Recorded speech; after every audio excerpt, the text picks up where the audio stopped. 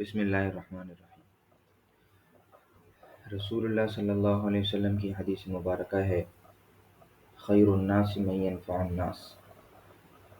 انسانوں میں بہتر وہ ہے جو لوگوں کو نفع پہنچاتا ہے۔ رسول اللہ صلی اللہ علیہ وسلم نے لوگوں میں بہتری اور افضلیت کا معیار قرار دیا ہے لوگوں کو نفع پہنچانا، لوگوں کی مدد کرنا۔ اس بات کی ضرورت ہے کہ ہم اپنے اپنے کاروبار کو اور اپنے کاروبار کی مختلف پروڈکٹس کو اس حدیث کے تناظر میں دیکھیں اور غور کریں کہ ہماری پروڈکٹس جو ہم پیدا کر رہے ہیں یا جو کاروبار کے ذریعے ہم لوگوں تک چیزیں پہنچا رہے ہیں وہ معاشرے کے لیے، سوسائٹی کے لیے بینیفیشل ہیں، مفید ہیں یا نہیں۔ مثال کے طور پر اگر کوئی شخص فروٹ کا کاروبار کرتا ہے اور سبزیوں کا کام کرتا ہے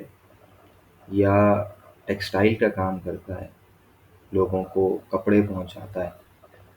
تو یہ لوگوں کی سطر چھپانے کی ضرورت کو پورا کر رہا ہے، لوگوں کی کھانے کی ضرورت کو پورا کر رہا ہے، لوگوں کی اجناس کی ضرورت کو پورا کر رہا ہے اور یہ لوگوں کو نفع پہنچا رہا ہے۔ دوسری طرف کوئی شخص ہے جس کا سگریٹ کا کام ہے، یا کوئی شخص ہے جو مختلف قسم کے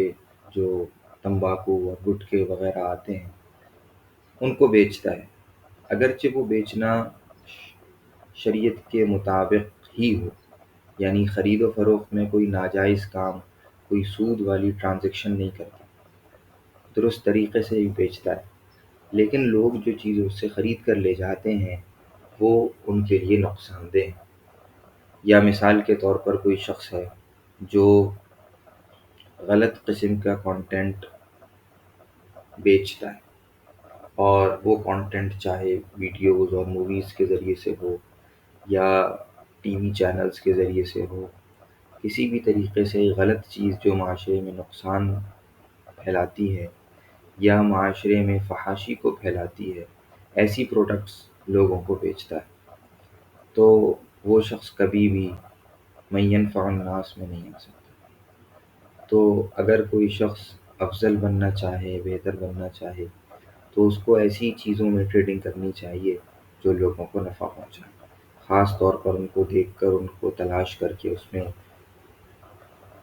ٹریڈنگ کی جائے۔ اور دنیا کا نفع الگ ہے اور ان قسم کی پروڈکٹس میں آخرت کا نفع الگ ہے۔ اللہ سبحانہ وتعالی ہم سب کو یہ بات سمجھنے کی اور مختلف پروڈکٹس تلاش کرنے کی توفیق عطا فرمائے۔